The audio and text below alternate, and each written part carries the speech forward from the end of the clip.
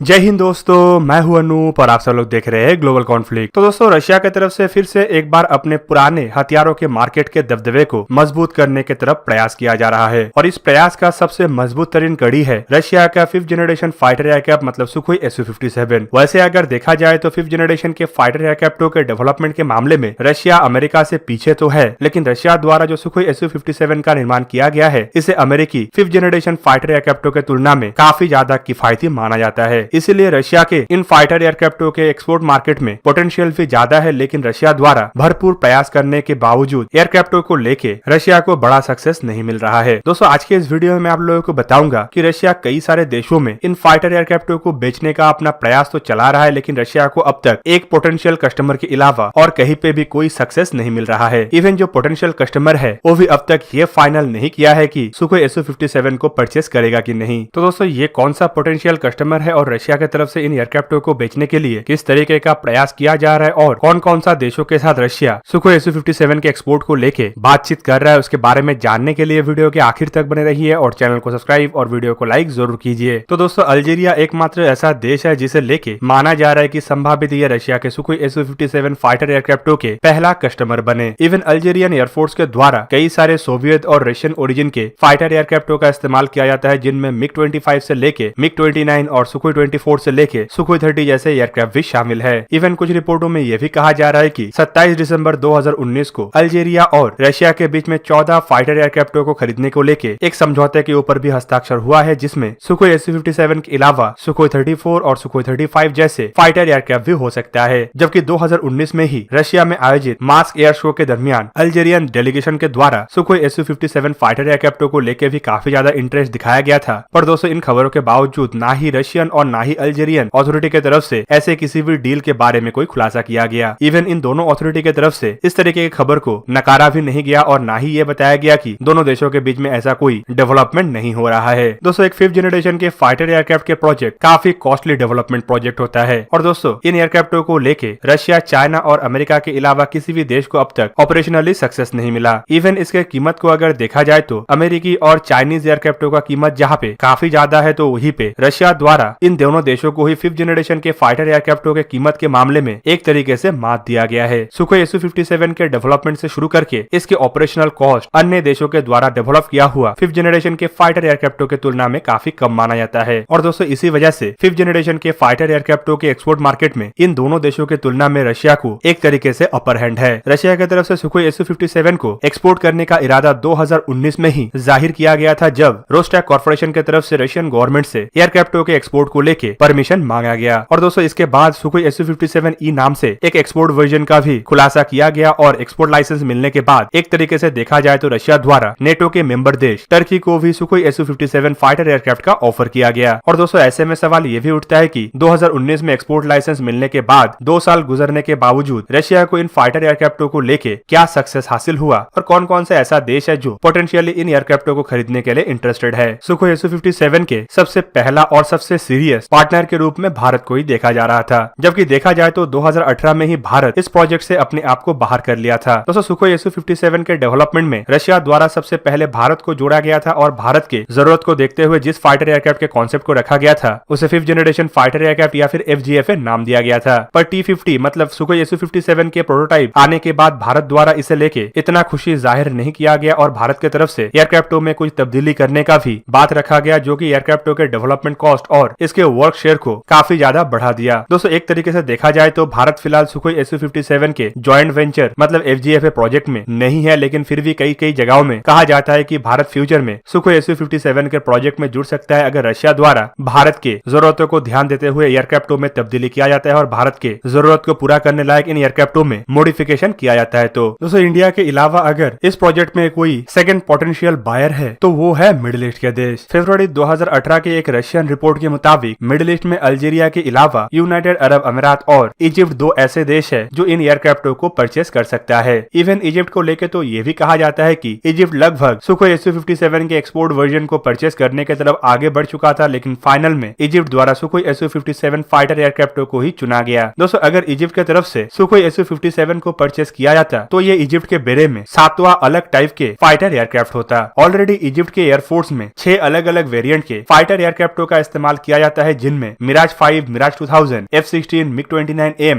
Rafale, Sukhoi 35 जैसे fighter aircraft तो है ही, साथ में इजिप्ट के पास MiG-29M2 जैसे फाइटर एयरक्राफ्ट भी है, जिसे लेके कहा जाता है कि ये असल में MiG-35 के बेस वेरिएंट है। दोस्तों इतना डिफरेंट टाइप के फाइटर एयरक्राफ्टों को किसी एक देश के द्वारा ऑपरेट करने का मतलब ये होता है कि लॉजिस्टिक और इंफ्रास्ट्रक्चर में उस देश को काफी ज्यादा इन्वेस्टमेंट करना पड़ता है और इन एयरक्राफ्टों के ऑपरेशनल कॉस्ट भी इससे काफी ज्यादा बढ़ जाता है। दूसरी तरफ यूएई को लेके भी लगभग ऐसा ही खबर था, जबकि यूएई एक ऐसा देश है जो बेसिकली यूरोपियन और अमेरिकन फाइटर एयरक्राफ्टों का इस्तेमाल करता है। 2017 में भी ऐसा ही एक रिपोर्ट आया था, जहां पे दावा किया गया था कि यूनाइटेड अरब अमीरात और रशिया के बीच में सुखोई 35 फाइटर एयरक्राफ्टों को लेके एक डील लगभग हो चुका है, पर फाइनल में यूनाइटेड अरब अमीरात की तरफ से सुखोई 35 फाइटर एयरक्राफ्टों को परचेज नहीं किया गया। इसी तरीके के बातों का चर्चा किया जा रहा है, जहां पे सुखोई 35 की जगह में इस बार सुखोई Su-57 है। दोस्तों इसके पीछे असल कारण यूनाइटेड अरब अमीरात के द्वारा 5th जनरेशन के फाइटर एयरक्राफ्ट परचेज करने का इरादा है। यूनाइटेड अरब अमीरात ईरान के खिलाफ अपने ताकत को मजबूत करने के लिए 5th जनरेशन के फाइटर एयरक्राफ्ट को परचेज करना चाहता है, जिनमें F-35 सबसे प्रमुख तो है और पूर्व अमेरिकी प्रेसिडेंट डोनाल्ड ट्रंप के द्वारा एयरक्राफ्टों को बेचने के लिए भी परमिशन दिया गया था। पर नया प्रेसिडेंट जो बाइडेन आने के बाद ये संभावनाएं अब दिन ब दिन घटता जा रहा है। तो वहीं पे दूसरी तरफ कहा जा रहा है कि यूनाइटेड अरब अमीरात को अगर F-35 नहीं मिलता है तो संभावित ये देश रशिया से सुखोई Su-57 को परचेज करने की तरफ आगे बढ़े। एशिया के अंदर सुखोई Su-57 के कस्टमर के रूप में भारत के बाद चाइना को सबसे बड़ा दावेदार माना जा रहा है। वैसे अगर देखें तो चाइना की तरफ से फिलहाल सुखोई Su-57 को खरीदने के लिए कोई इरादा जताया नहीं गया है, पर एक्सपोर्ट वर्जन को दुनिया के सामने लाने के बाद कई बार रशिया और चाइना के बीच में इन फाइटर एयरक्राफ्टों को लेकर चर्चा हो चुका है। दोस्तों चाइना की तरफ से भी अपने खुद के 5th जनरेशन के फाइटर एयरक्राफ्ट J-20 का निर्माण किया गया है और चाइना की तरफ से इन एयरक्राफ्टों के प्रोडक्शन भी रशियन सुखोई Su-57 की तुलना में ज्यादा किया गया है। और दूसरी तरफ चाइनीज मीडिया में J-20 एयरक्राफ्टों को लेकर ऐसे रिपोर्ट पब्लिश किया जाता है कि जहां पे J-20 को सुखोई Su-57 से ज्यादा सुपीरियर बताया जाता है और इन्हीं कुछ कारणों की वजह से माना जा रहा है कि चाइना संभावित सुखोई Su-57 की तरफ आगे ना बढ़े। और अगर चाइना के द्वारा ऐसा कोई डिसीजन फ्यूचर में लिया जाता है तो इसके पीछे असल मकसद एयरक्राफ्टों के रिवर्स इंजीनियरिंग ही होगा। चाइना ऑलरेडी रशिया से कई सारे फाइटर एयरक्राफ्टों को परचेज करके इसका रिवर्स इंजीनियरिंग करके अपना खुद का एयरक्राफ्टों के वर्जन तैयार किया है और J-20 को लेकर भी कहा जाता है कि इसमें कई सारे खामियां हैं और चाइना एक अन्य 5th जनरेशन के फाइटर एयरक्राफ्टों को भी निर्माण करना चाहता है। ऐसे में चाइना द्वारा अगर सुखोई Su-57 को परचेज किया जाता है तो इसका ऑपरेशनल इस्तेमाल संभावित चाइना द्वारा ना ही किया जाए, बल्कि इसका इस्तेमाल रिवर्स इंजीनियरिंग में और अपने फाइटर एयरक्राफ्टों को उन्नत करने में किया जा सकता है। दोस्तों एशिया में चाइना के अलावा और एक पोटेंशियल कस्टमर के रूप में मलेशिया को भी देखा जा रहा है। मलेशियन प्रेसिडेंट के सामने 2019 में भी रशिया के द्वारा सुखोई Su-57 को प्रदर्शित किया गया था और उसके बाद से ही कई बार खबरों में यह भी चर्चा हो चुका है कि संभावित मलेशिया द्वारा इन एयरक्राफ्टों को लेकर इंटरेस्ट जताया जा रहा है। दोस्तों मलेशिया साउथ ईस्ट एशिया में एक ऐसा देश है जो रशियन सुखोई Su-30 MKM और अमेरिकन F-18 सुपर हॉर्नेट जैसे दोनों फाइटर एयरक्राफ्टों का ही इस्तेमाल करता है, जबकि दूसरी तरफ मलेशिया के पड़ोसी इंडोनेशिया जहां पे F-35 फाइटर एयरक्राफ्टों को परचेज करने का इरादा रख रहा है, तो ऐसे में अब मलेशिया के भी 5th जनरेशन फाइटर एयरक्राफ्टों को हासिल करने का संभावनाएं दिन ब दिन बढ़ता जा रहा है। इंडोनेशिया की तरफ से अगर 5th जनरेशन के फाइटर एयरक्राफ्ट के रूप में अमेरिकी F-35 को परचेज किया जाता है तो मलेशिया के संभावनाएं और भी बढ़ जाएगा और साथ में संभावित मलेशिया द्वारा 5th जनरेशन के फाइटर एयरक्राफ्टों को परचेज करने का गति को भी तेज किया जाए। तो दोस्तों ये था आज का वीडियो। अगर आपको वीडियो अच्छा लगा तो लाइक कीजिए और मेरे चैनल को सब्सक्राइब कीजिए और साथ में बना हुआ बेल आइकन को भी प्रेस कर दीजिए ताकि आप मेरा वीडियो देख पाए सबसे पहले। जय हिंद।